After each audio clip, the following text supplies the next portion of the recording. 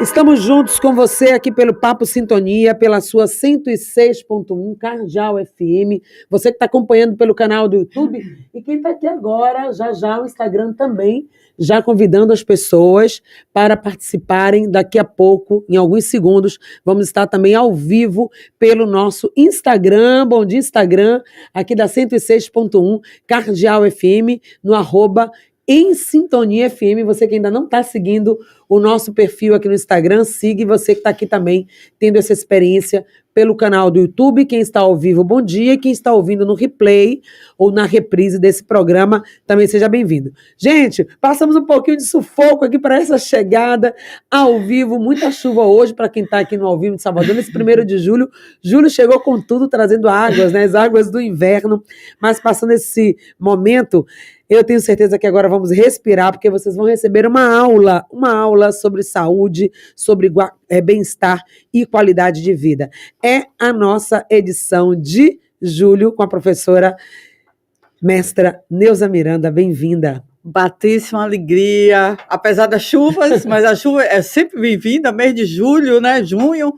Então, alegria novamente estar aqui com você, com seus ouvintes maravilhosos dessa rádio linda Cardeal FM, uma alegria poder estar aqui novamente. E hoje você vai nos presentear com esse tema, que é um tema de interesse, né, de saúde pública, e que também chama muita atenção pelo comportamento das pessoas, por essa busca desenfreada, muitas vezes desesperada, pelo corpo perfeito, e que a gente sabe, né, que nem sempre é possível. Essas comparações hoje com o mundo das redes sociais, eu olho aquele post que na verdade ali tem filtro, tem às vezes até adaptações ali. Hoje com a inteligência artificial é muito fácil a gente mudar tudo, imagem, voz e tudo, e você olha aquela pessoa com o corpo perfeito e fala, eu quero esse corpo para mim, e você vai desesperado fazer de tudo. Então, transtornos alimentares, o que são esses transtornos? A professora Neuza Miranda, para você que está pela primeira vez aqui no programa ou nessa entrevista acompanhando pelos canais, ela é pesquisadora da Escola de Nutrição da UFBA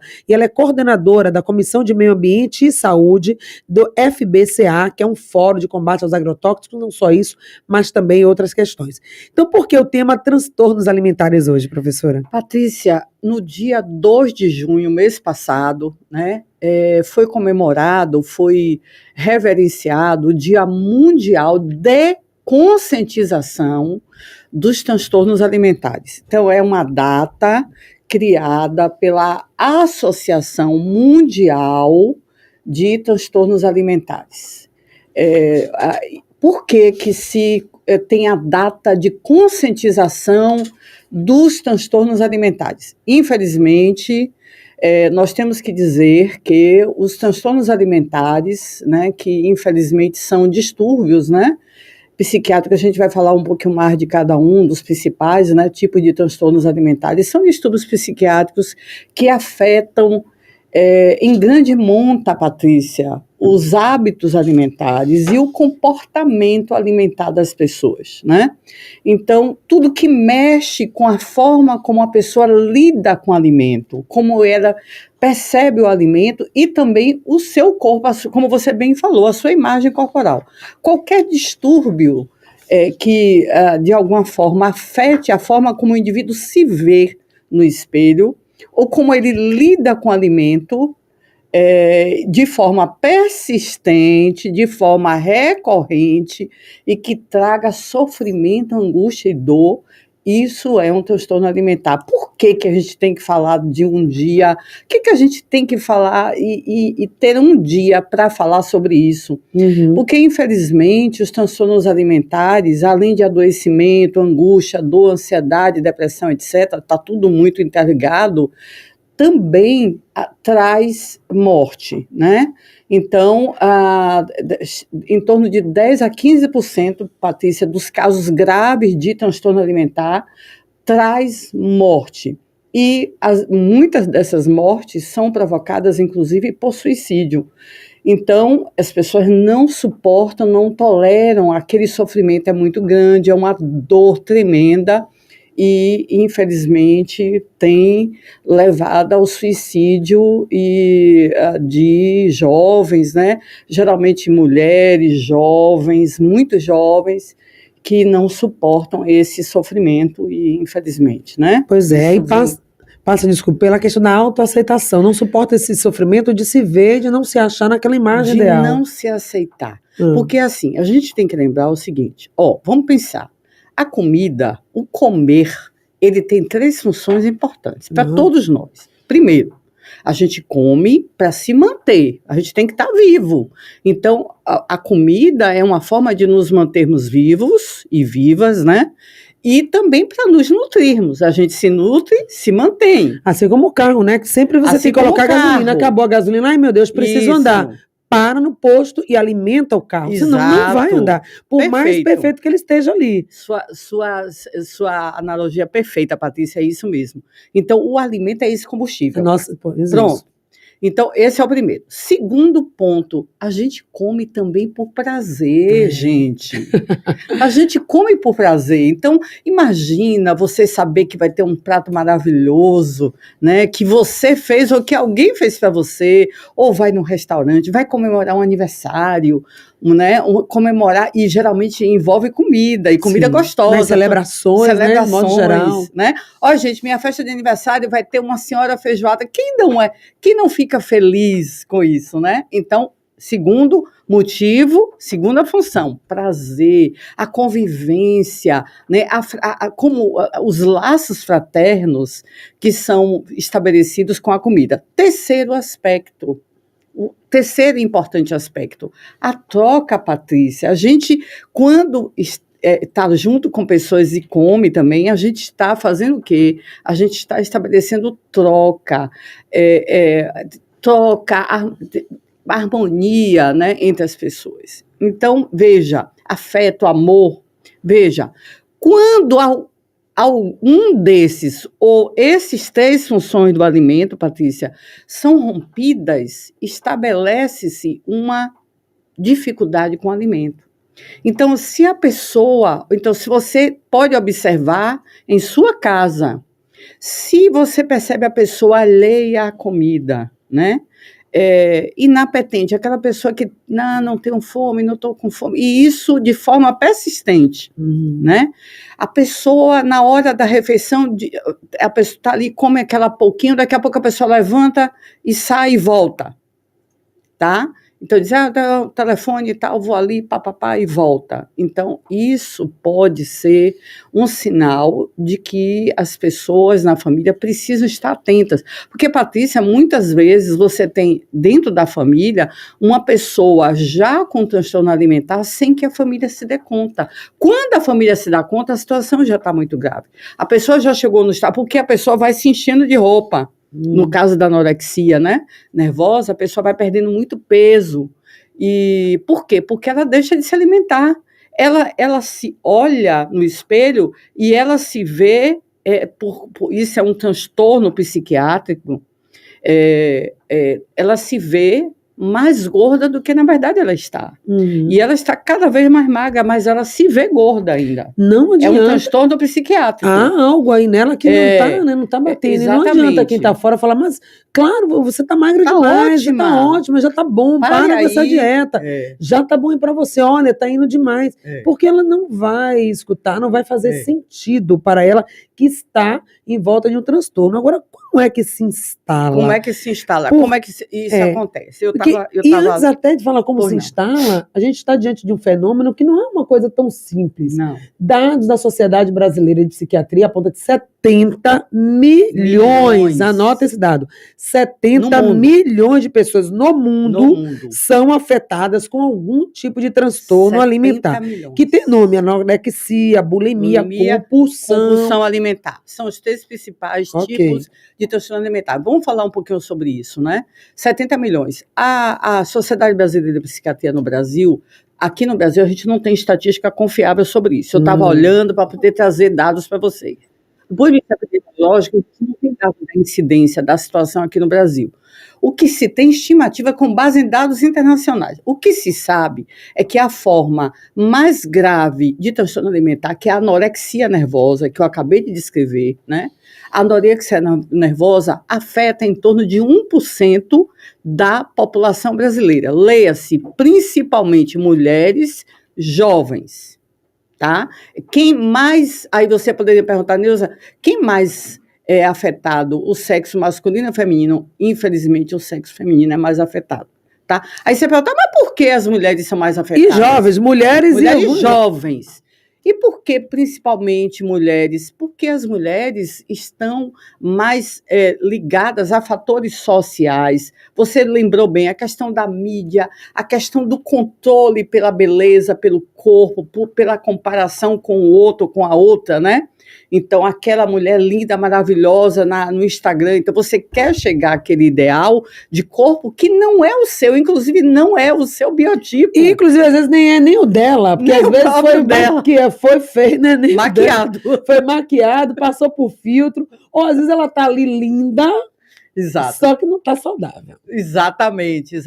Então, isso é a pura realidade, porque vários casos de artistas, cantoras, artistas, principalmente mulheres, vêm adoecendo e morrendo. Dados recentes, tem muitos casos de mortes de artistas, e se vocês buscarem aí no site de busca de pesquisa, vocês vão encontrar vários casos, e casos recentes. Então, aí, sim, voltando à questão da incidência, por quê? O que é isso?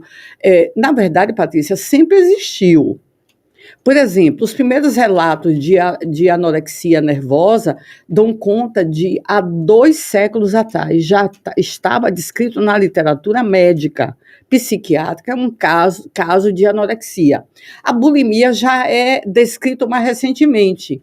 A bulimia é do ano de 1969, o primeiro caso descrito na literatura médica. Então, a anorexia nervosa era caracterizada por uma restrição, tá? Quase que total, Patrícia, de alimentos. Chega-se ao ponto da pessoa ingerir diariamente um gomo de laranja, por exemplo. É um exemplo que eu estou dando a você, mas é real, é absolutamente real.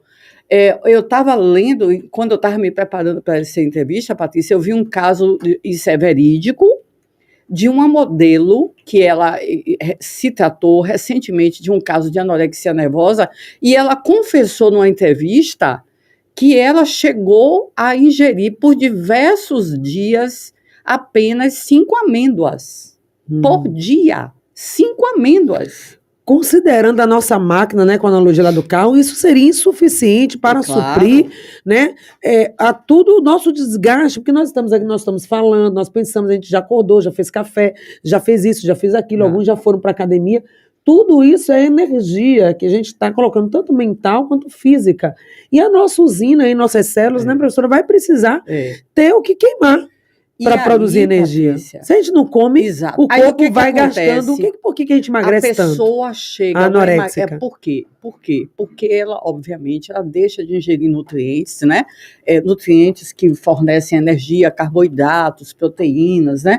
As gorduras, né? As gorduras do bem, já falamos bastante disso aqui. Então, com o tempo, a pessoa vai perdendo massa muscular e ela vai entrando em privação a tal ponto que se estabelece um quadro de magreza. Patrícia, há casos na literatura da pessoa chegar, uma mulher de 1,70 m, uma modelo e tal, de chegar a pesar 30, 35, 39 quilos. Gente. Então, um estado de magreza absoluta.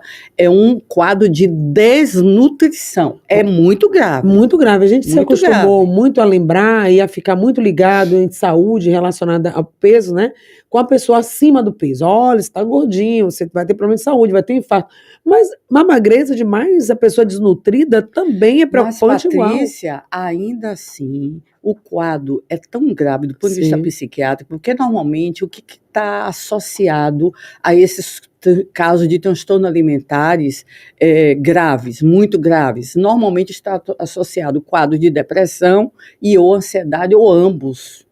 Então, nessas situações, Patrícia, em que a pessoa chega a um quadro grave de desnutrição, há necessidade de internamento urgente, sob risco de morte. de morte. Então, muitos casos de morte de mulheres, principalmente mulheres, esses casos acometem mais mulheres. O quadro é tão grave que, infelizmente, por uma razão ou outra, a pessoa não é logo internada, a família, a pessoa se recusa, mesmo estando nessa situação, a pessoa se recusa ao internamento porque ela tem medo de, ao ser internada, ter que se alimentar. Meu Deus, a preocupação dela é essa. A preocupação é que ela não quer se alimentar. Gente. Porque ela acha que se alimentar, ela vai engordar e vai perder o corpo que ela acha que adquiriu, que é o corpo, para ela, é o corpo perfeito. Embora ela esteja num estado de magreza tremendo. Absurda. Isso, inclusive, vocês devem estar acompanhando nas redes sociais o caso de uma cantora.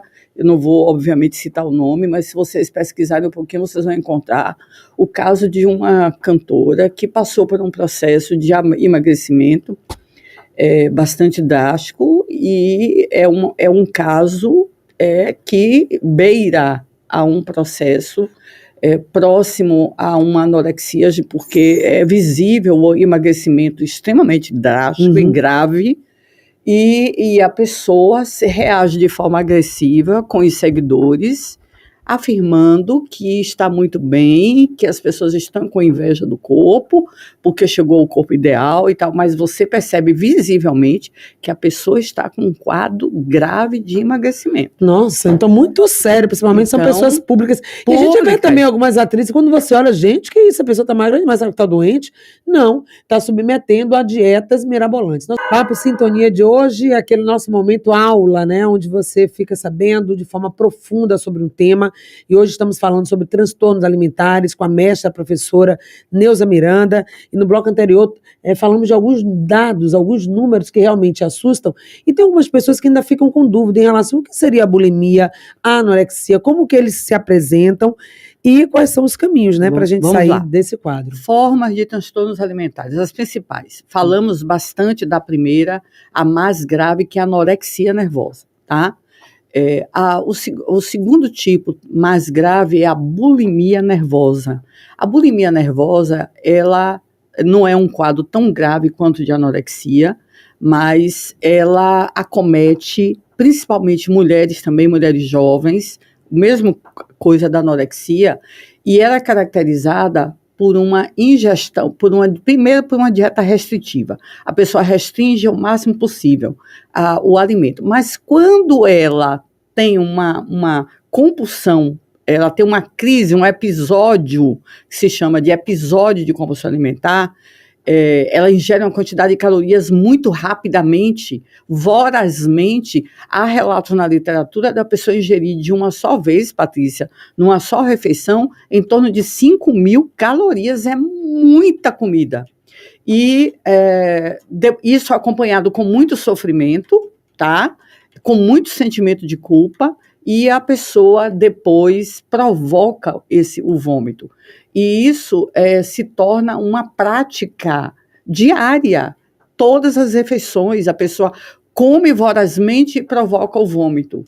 E isso é recorrente, tá? Acompanhado de muito sofrimento e sentimento de culpa. Então, aquela pessoa que senta ali à mesa, junto com ou sozinha ou com a família, e começa a se alimentar, e às vezes, quando chega um quadro grave, a pessoa já, mesmo que ela não vai ingerir uma grande quantidade de alimento, Patrícia, mas qualquer quantidade de alimento, ela já provoca o vômito. Então, ela pede licença, diz que vai atender o telefone, e vai até o banheiro e provoca o vômito. Então, isso é recorrente. Então, essa prática acontece. Quando é que se instala o quadro de transtorno? Quando a prática é recorrente, acontece de forma frequente, durante pelo menos 3 meses. A partir de 3 meses, já está instalado um quadro de bulimia nervosa. Então, aí se chama bulimia nervosa, tá? Bem, essa bulimia nervosa, ela pode estar associada a um quadro de compulsão alimentar. Normalmente está. Então, a pessoa, em geral, ela se alimenta mais ou menos, né, ela consegue até comer alguma coisa. Mas, em alguns momentos, talvez por toque, ansiedade, né, muitas vezes a pessoa ela perde o controle, tá? Então, um quadro nervoso, a pessoa está nervosa, está angustiada, está tensa por alguma razão, ela perde o controle e se alimenta com uma quantidade enorme de alimento. Aí ela provoca o vômito. A outra, agora, isso é o que se chama de purgação, tá? Então, a pessoa faz isso pela culpa, por ter se alimentado de forma excessiva. Então, é uma espécie de purgação. A outra coisa é que nem sempre a bulimia é provocada, a purgação se dá pelo vômito. Pode se dar pela ingestão de laxantes, tá? Então, a pessoa, ela usa purgantes, laxativos, né? Chás que provocam, né, o aumento do peristaltismo intestinal e a pessoa elimina. Isso através das fezes. E aí, inclusive, essa questão chá, recentemente tivemos aí uma reportagem falando que substâncias estavam sendo vendidas para emagrecimento com rótulo de fitoterápicos, dizendo 100% natural. A Anvisa coletou algumas amostras desse produto e viu que não, que ali dentro não era só produto natural, não. Tinha produtos também químicos que levavam, inclusive, à dependência química. Exato. Então, às vezes, a gente vai por essa busca, gente, muito cuidado. Até porque, depois nós vamos apresentar o material, né, professora Neuza, uma cartilha que foi publicado, onde fala exatamente isso, porque essa busca do corpo ideal, muitas vezes se comparando a uma influencer, a alguém da internet, que exibe o seu corpo, que muitas vezes não está saudável, e você tenta, e pelo seu próprio metabolismo, você não vai chegar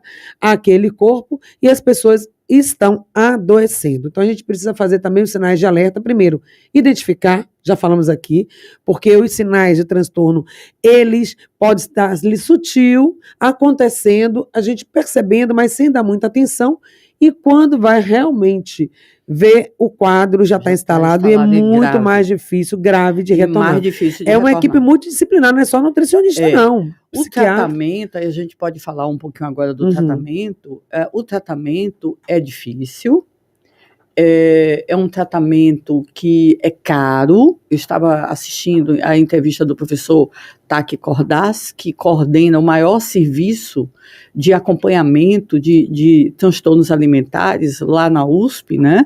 No Hospital das Clínicas. Lá tem um ambulatório que é referência na América Latina, e ele estava lembrando que o tratamento é caro, Patrícia, é muito caro. Por quê? Nenhum profissional tem condição de dar conta de tratar uma pessoa, ele apenas, por mais competente que ele seja. Não há possibilidade.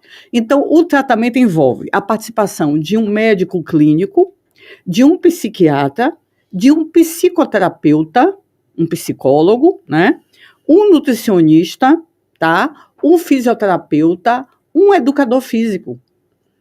Então, você veja, é uma equipe multidisciplinar. Então, é caro, o tratamento é caro. Nem sempre é oferecido, né, pelo Sistema Único de Saúde. Pelo SUS, nós temos alguns hospitais universitários, inclusive aqui na UFBA, nós temos um ambulatório que faz o acompanhamento e um tratamento multidisciplinar em transtornos alimentares, no ambulatório Magalhães Neto, tá? Próximo daqui, aqui no Canela, ali na Padre Feijó, tem um ambulatório Magalhães Neto, fica ali na ladeira da Padre Feijó, Patrícia, descendo ali, próximo ao Hospital das Clínicas, tá? Então, ali tem um serviço, tem um ambulatório referência em acompanhamento, tratamento de transtornos alimentares com a equipe multidisciplinar, tá? Então, eu recomendo aquelas pessoas que estão nos ouvindo, que conhece alguém, que está preocupado com alguém, porque percebe que alguma coisa está acontecendo.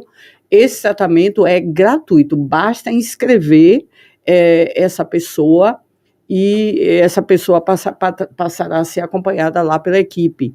Lembrando, Patrícia, que o acompanhamento é extensivo à família, porque a família toda sofre.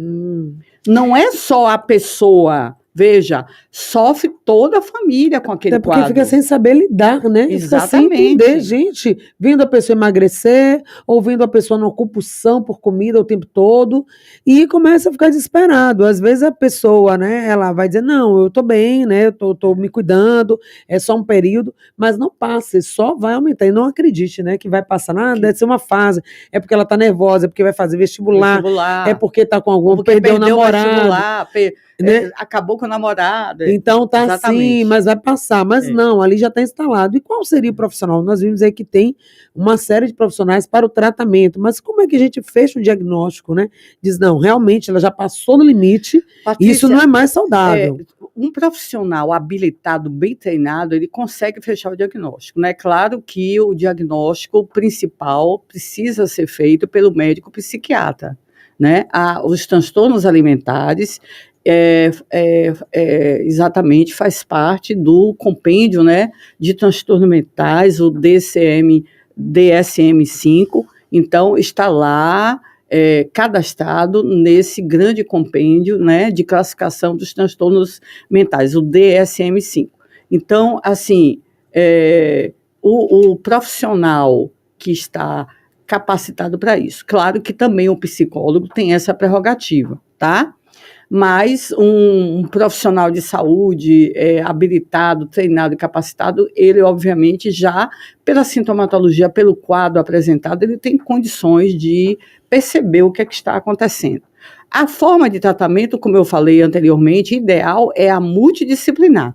Nenhum profissional sozinho tem condições de acompanhar, de tratar isoladamente. Olha porque só, o né? risco, o risco, a vida da pessoa existe e é iminente. Em casos muito graves, há necessidade, Patrícia, de internamento. O único ambulatório no país que tem leitos específicos para tratar casos graves de transtornos alimentares é no Hospital das Clínicas, na USP, Universidade de São Paulo, em São Paulo, né, Universidade de São Paulo. Então, há leitos lá, e obviamente, pelo SUS, tá? Então, lá tem leitos para isso. Então, o ideal é que realmente a situação é tão grave e tão alarmante no mundo todo e só aumenta esses casos, né? E hoje, Patrícia, aumenta não só entre mulheres, mas também entre homens, mulheres já com mulheres já que passaram da juventude, mulheres acima de 40 anos, idosos e até crianças. Nossa, crianças e adolescentes. Vem aumentando casos de transtornos alimentares em crianças, tá? Então, é aquela criança, por exemplo, que ela come o que as coleguinhas comem, então se tiver lá uma festinha, vai ter um picolé, um sorvete, algo assim, a pipoca, o cachorro-quente ela come, mas ela come já preocupada com a quantidade, então ela come já com receio, então o quadro vai começando a se instalar já na infância e já tem na literatura relatos de que esse é um problema que começa também a acometer crianças. E começa como em criança? Aquela criança que começa a ter dificuldade de se alimentar. Uhum. Não gosta disso, não come aquilo. Então, a chamada seletividade alimentar. Ela vai se impondo um quadro de restrição.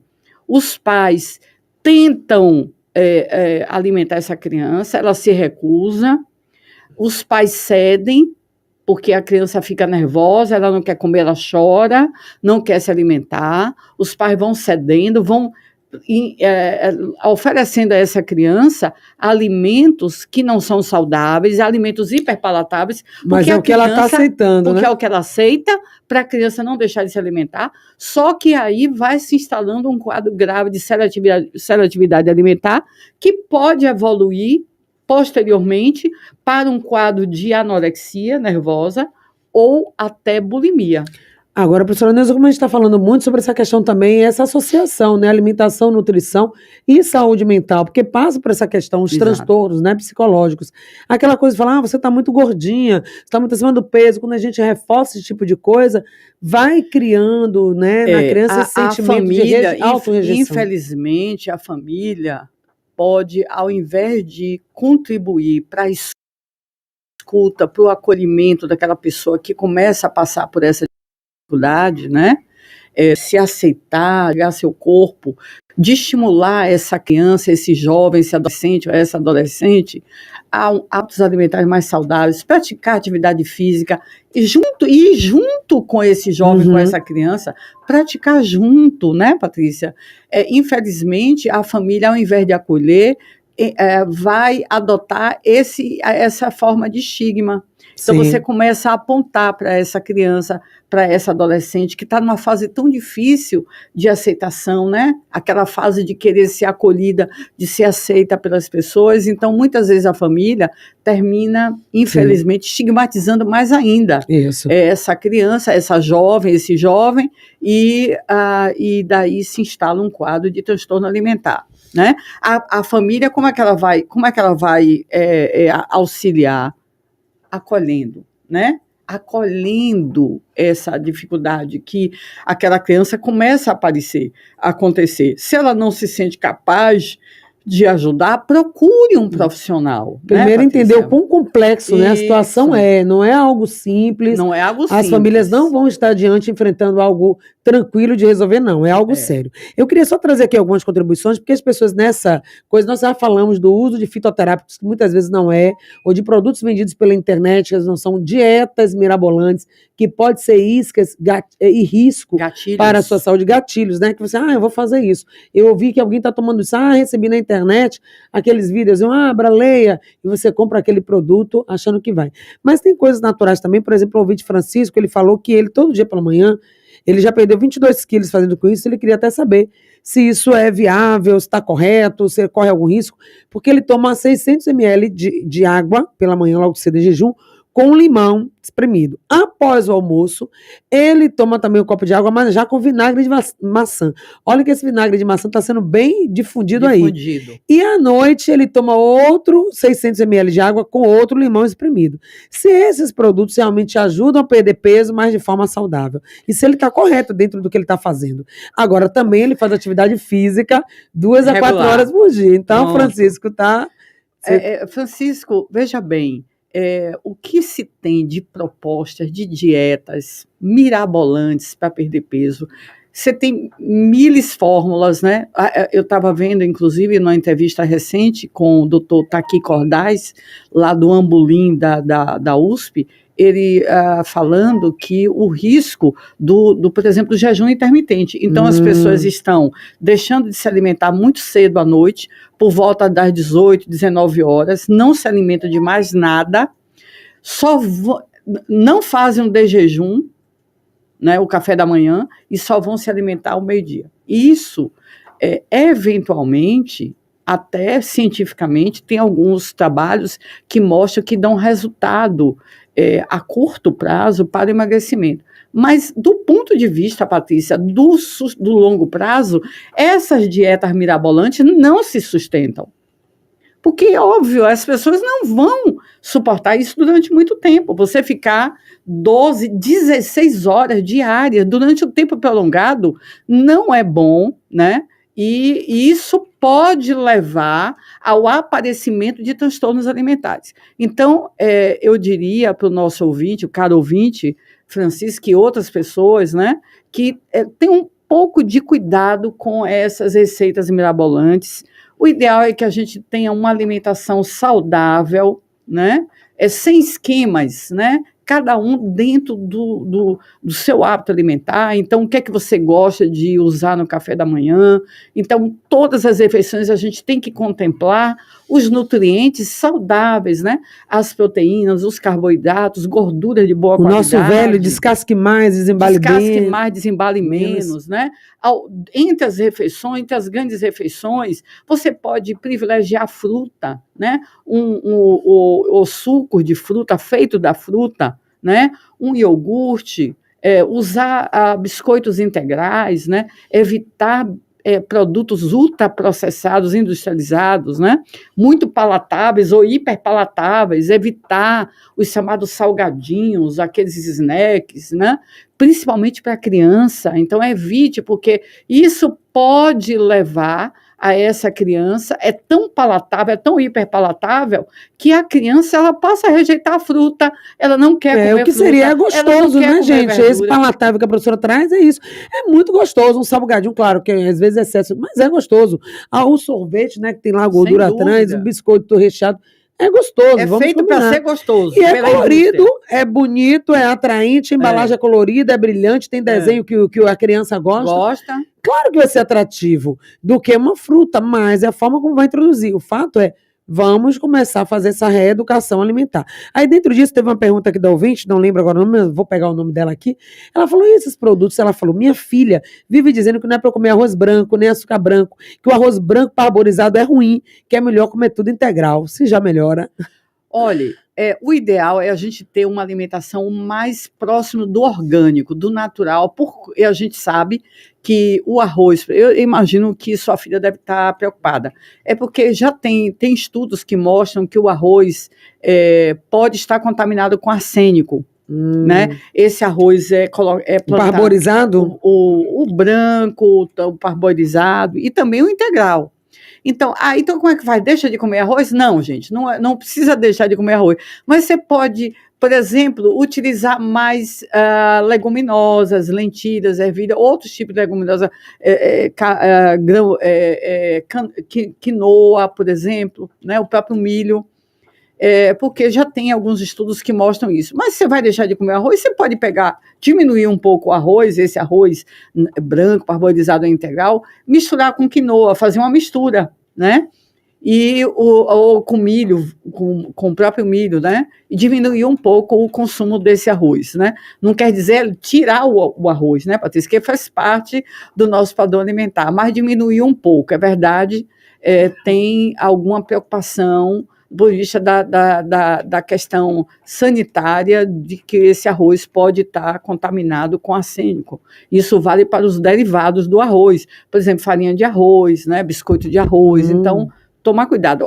Leite de arroz, etc. Então, tomar cuidado não é deixar de usar. Vamos ter equilíbrio, né? Saber equilibrar isso tudo aí na nossa alimentação. Patrícia, assim, eu queria lembrar também que, para além da anorexia e bulimia que nós mencionamos, é bom lembrar que hoje um dos grandes problemas que está relacionado à obesidade, que é um transtorno do metabolismo, né, provocado pelo consumo exacerbado, principalmente de carboidratos e calorias, é a questão da compulsão alimentar.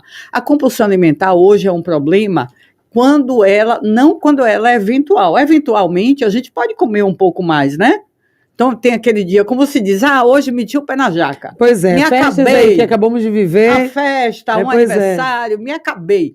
Isso é compulsão alimentar, gente? Não é. Isso é normal, é da vida. E também estou preocupado um pouquinho, estou um pouquinho acima do peso, engordei, olhei, não entrei naquela calça, vou dar uma emagrecida. É normal também essa preocupação com a saúde. E nós estamos falando de coisas extremas. Extremas, exatamente, Patrícia. Então tem que ter cuidado com isso. Aquela magreza que você acha que ser magro é o ideal, que você vai ser mais aceito, que vai passar mais confiabilidade. Então, cuidado com essas crenças que, na verdade, não são verdadeiras.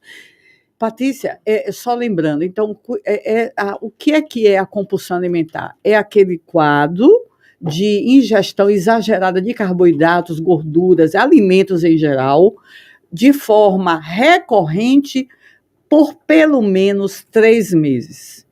Tá? Então, aí caracteriza um quadro de compulsão alimentar que a pior consequência é levar à obesidade. Então, e hoje a gente sabe, a obesidade é um problema de saúde pública no Brasil e no mundo, né? Cerca de 40% da população brasileira está hoje em sobrepeso. Então, isso pode estar sendo motivado pelo consumo desses alimentos ultraprocessados, ricos em carboidrato, gordura, sódio, cheios de aditivos alimentares que tornam o produto extremamente palatável e que estimulam o consumo desses alimentos. E eles são feitos, Patrícia, para tornar a pessoa dependente. Olha aí. Quanto mais você come, mais quer comer. É um salgadinho, é um pacote de biscoito. Então você come aquilo, 1, 2, 3, 4. Você não consegue parar de Porque comer. você diz, ai meu Deus, eu não consigo parar de comer, isso é tão gostoso, deve ter alguma coisa aí que faça. E tem Exatamente. mesmo. E tem mesmo. E tem mesmo que a indústria dos alimentos, ela trabalha assim. Ela Exatamente. trabalha para vender. Então, o que é alimento de verdade? O que é alimento criado pela indústria de alimentos para vender algo que não é real e que você acha que está se nutrindo e não está. E não está. Então, muito cuidado aí com essa questão, né? Faltamos um minutinho só para a gente encerrar. Eu quero dizer que eu compartilhei com vocês que estão aqui no canal do YouTube, quem está vendo esse vídeo ao vivo agora, olha aí que tem 2 links de 2 cartilhas que a professora Neuza, que sempre faz um trabalho de pesquisa antes de vir aqui dar essa aula para vocês, que é a cartilha Emoções e Alimentação e a cartilha Transtornos Alimentares. Está aí no chat do canal do YouTube. Vou pedir também para colocar na descrição aí do vídeo, tá? Para ficar aqui os links para vocês. E também já está aí no grupo em Estonia para quem quiser acessar depois. Professora, suas considerações finais. Patrícia, lembrar que a comida foi feita para nos dar prazer, para a gente conviver, para estar junto. A comida é fonte de alegria, de bem-estar. Então vamos pensar na comida como fonte de vida, né? Não como fonte de adoecimento, de desprazer, de descontrole. Então o segredo que é, Patrícia, é o equilíbrio. Né? A gente pode comer de tudo, a natureza é pródiga, está aí tantos alimentos saudáveis, a gente pode aprender a comer. Se a gente ainda não sabe, vamos ler, vamos nos informar e vamos aprender a comer melhor. Né? Isso vai nos trazer mais saúde, bem-estar e bem viver. Pois é, gente, e é isso, é vida, é escolha, então faça as melhores escolhas, tenha mais saúde, mais qualidade de vida e mais bem-estar. É para isso que nós estamos aqui no Estonia, obrigada mais uma vez. Obrigada, Patrícia, Neuza. sempre pela gentileza e pelo carinho para conosco.